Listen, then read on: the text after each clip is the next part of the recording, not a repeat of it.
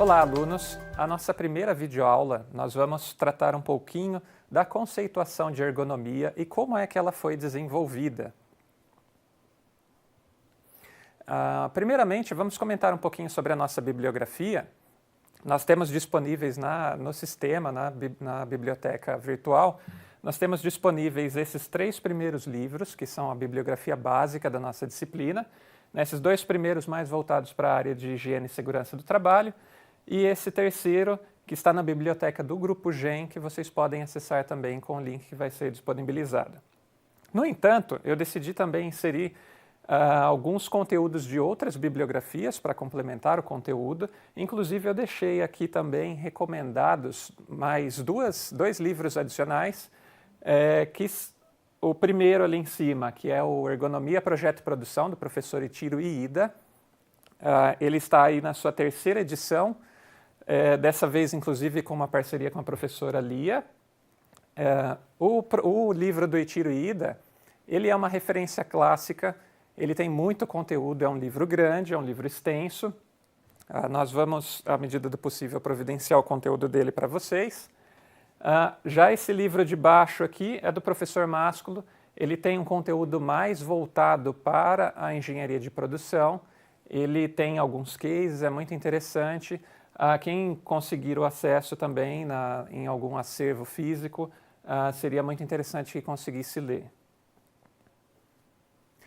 Bom, pessoal, para entender como é que funcionam os aspectos ligados à ergonomia, nós primeiro precisamos entender que nós modificamos o ambiente para aumentar, para expandir as nossas capacidades. Então, nós podemos dizer que existe o primeiro, que é o ambiente natural, que é aquele constituído pelos elementos da natureza, as paisagens, cachoeiras, montanhas, seja lá o que for, mas que nós retiramos da natureza alguns elementos e adaptamos às nossas necessidades para ou suprir uma necessidade nossa física ou para expandir as nossas capacidades. Então, nessa primeira imagem aqui, nós podemos observar alguns artefatos primitivos, foices, machados, artefatos com pedra lascada que serviam para moer trigo, e etc. Até na imagem seguinte, um artefato tecnológico muito recente, o smartphone, que já tem uma tecnologia muito avançada. A ergonomia, ela atua nesse ambiente que é o ambiente tecnológico. Conforme nós fomos desenvolvendo esses artefatos, nós também começamos a ter alguns atritos com essas interfaces. Então, como é que é feito o modo de uso? Para que elas servem? A pega está adequada para as mãos do utilizador? Nós conseguimos utilizar o software? A ergonomia, ela faz essa interface com os artefatos tecnológicos. Ela procura garantir que essa interface ela ocorra com o mínimo de atritos possível. Como é que surgiu a ergonomia? No material que eu vou deixar para vocês, os textos de apoio, nós temos uma linha do tempo com o desenvolvimento da ergonomia. A ergonomia ela não tem necessariamente um surgimento pontual no sentido estrito, porque as necessidades sempre estiveram lá desde aquele primeiro momento em que nós desenvolvemos os primeiros artefatos tecnológicos.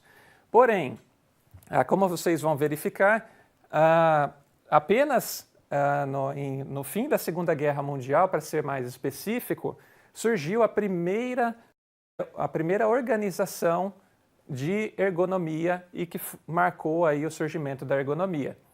Isso aconteceu no Reino Unido, no período pós-guerra, estava finzinho da Segunda Guerra Mundial, com a criação da Sociedade de Pesquisa em Ergonomia. O que aconteceu aqui? Vários pesquisadores de diversas áreas se reuniram e decidiram criar uma nova disciplina, um novo campo de estudo. Hoje, esse é o website desse instituto, que é Ergonomics Research Society. Vocês podem acessar pelo link. Tem algumas publicações relevantes, interessantes, conferências, congressos e etc. O site está em inglês, mas a reunião que marcou o início ocorreu em 12 de julho de 1949, com a criação dessa sociedade de pesquisa.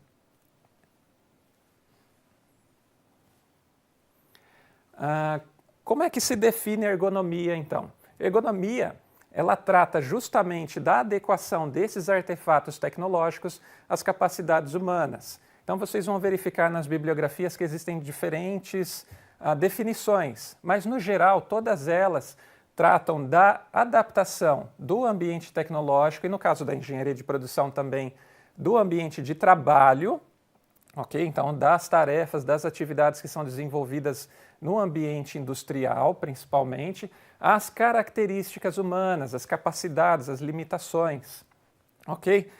Sempre com vistas à promoção da saúde dos trabalhadores, dos colaboradores, da segurança, da satisfação e da eficiência, ok? Nós temos definições de diversas fontes, tanto das bibliografias quanto das associações que representam a ergonomia no mundo.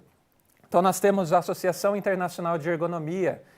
Ela também tem uma definição própria, mas essa definição que eu passo para vocês aqui é um apanhado de todas elas. Nós temos as definições nas normas ISO, ok? E nós temos a Associação Brasileira de Ergonomia também, que é a nossa associação aqui no Brasil, que promove eventos também na área, tem publicações, mas essa definição é a definição que eu recomendo, que abrange todos os aspectos que a ergonomia trata, principalmente para vocês, futuros engenheiros de produção. Qual é a principal característica da ergonomia? A ergonomia ela é multi, inter e transdisciplinar. Todas essas áreas elas contribuem com conhecimentos para a formação do corpus do conhecimento científico da ergonomia. Então nós temos as engenharias, mecânica, engenharia de produção, nós temos conhecimentos que vêm da psicologia, fisioterapia, todas essas áreas contribuem de alguma maneira com o conhecimento ergonômico. Nós precisamos entender de sociologia, sim, porque nós temos relações no trabalho, nós temos relações de liderança, de chefia e etc. A arquitetura, a determinação de layouts, de espaços que nós temos no ambiente de trabalho, ok? Atualmente, inclusive, a ergonomia ela expandiu o seu alcance também não somente para as atividades ocupacionais, no sentido de estarem inseridas dentro do ambiente industrial, principalmente com as mudanças que vêm ocorrendo no trabalho. Nós temos home offices, por exemplo, em que o colaborador, o trabalhador, trabalha em sua residência. Nos home offices, o trabalhador ele está sujeito a um ambiente completamente diferente. Então, ele está trabalhando na sua residência, eventualmente com dispositivos diferentes, num ambiente diferente. Então, tudo isso é muito relevante para os aspectos ergonômicos. Ok? Como é que surgiu a ergonomia? Voltando a falar um pouquinho do surgimento. A demanda ergonômica, como eu mencionei, ela sempre esteve presente lá desde que nós começamos a desenvolver artefatos tecnológicos. No entanto, no início do século XX, principalmente, quando ocorreu uma mecanização, um aumento da a industrialização massiva, né? Muitos aspectos humanos foram negligenciados. Então, naquela época, se pensava muito em aumento de produtividade, mas não se pensava nos custos humanos que isso traria. Para ilustrar essa situação, nós temos um filme aí do Charlie Chaplin, do início do século XX, em que é possível a gente verificar esses aspectos. Pessoal, nesse vídeo, criado aí no início do século XX, nós temos uma análise, uma crítica social muito forte, inclusive em relação à desumanização do trabalho, né? Então, nessas imagens nós podemos ver como há uma comparação aí do rebanho de ovelhas em relação aos trabalhadores, né? Isso ocorreu aí no início do século XX, com tendências do Fordismo e do Taylorismo. É claro que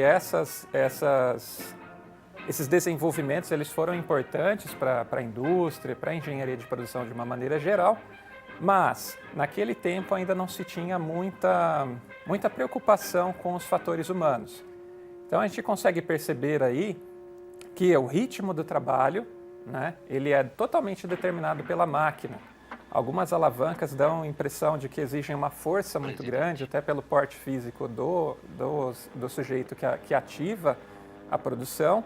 E nós temos a posição aí do presidente da companhia como um supervisor que está o tempo todo ali controlando o que os funcionários estão fazendo e eventualmente ditando o ritmo da produção. Então, frequentemente ele chama o seu assistente para que ele aumente o ritmo da produção.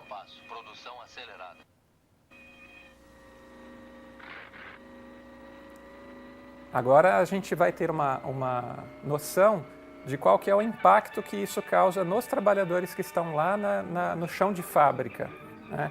Então, o Taylorismo, principalmente, ele pregava que nós tínhamos que decompor a atividade de trabalho em sequências de movimentos simples que não exigiam do operador nenhuma habilidade específica, nenhum conhecimento muito avançado. Então, muitas vezes o sujeito ficava ali o tempo todo executando o mesmo movimento durante horas e horas. Nesse trecho nós conseguimos ver também como o ator ele se relaciona aí com a chefia, né? A pressão por produtividade. E novamente nós temos a figura aí do patrão, né? Do chefe, solicitando que a velocidade fosse mais uma vez aumentada. Hoje nós sabemos que isso não é recomendado, né? Nós temos outras formas de organização do trabalho, nós vamos comentar futuramente, ok? E que essa repetição, inclusive, acabava causando alguns efeitos indesejados nos trabalhadores, né? Eventualmente até causando alguma lesão.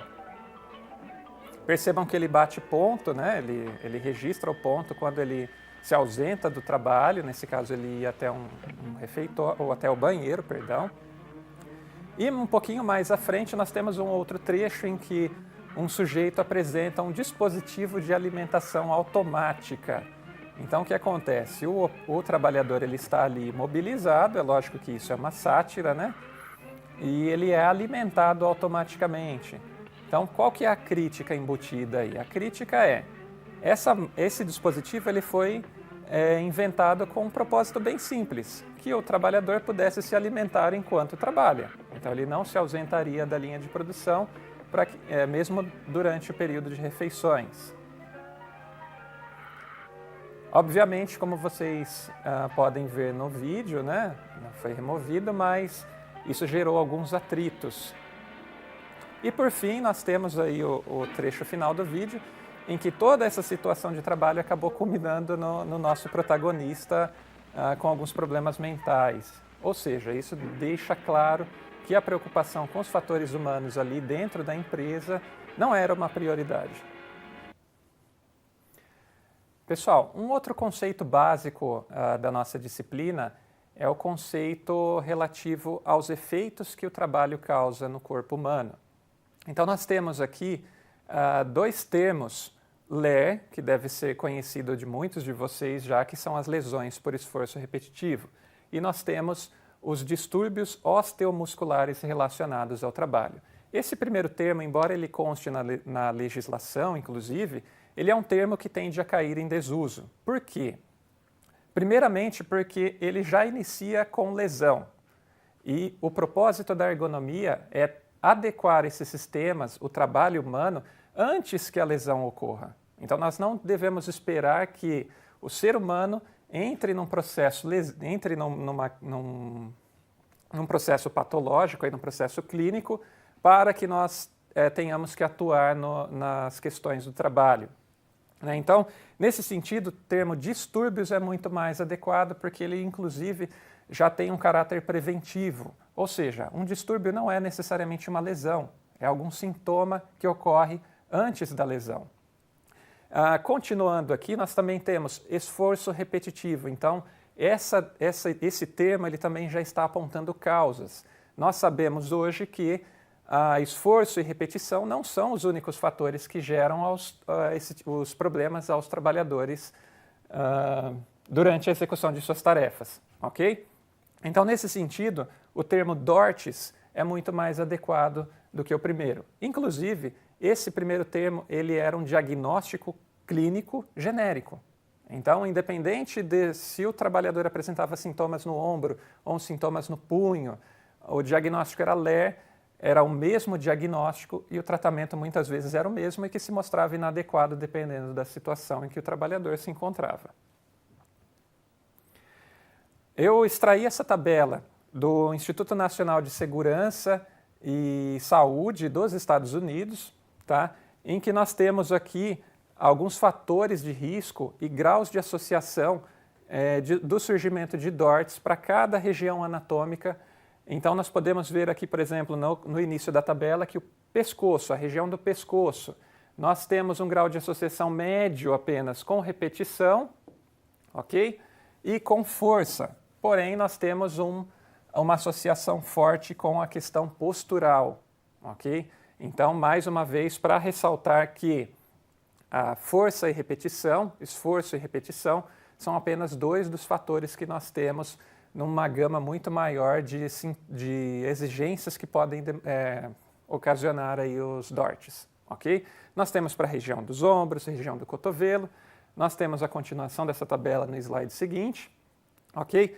Esse aqui, síndrome do túnel do carpo, que é uma lesão que ocorre na região do punho e da mão. Então, nós temos aqui, novamente, os níveis de associação desse problema, dessa questão clínica, com os fatores de risco que nós observamos aí. Ok? Outro conceito básico é a ergonomia, ela trata da interface do homem com os sistemas tecnológicos, no nosso caso, muito o trabalho, ok? Então, esse diagrama ele mostra justamente como é que ocorre essa interface aqui. Num ambiente produtivo, nós temos as entradas, certo? Matéria-prima, a energia, as informações, sejam as ordens de serviços, planos de produção, etc.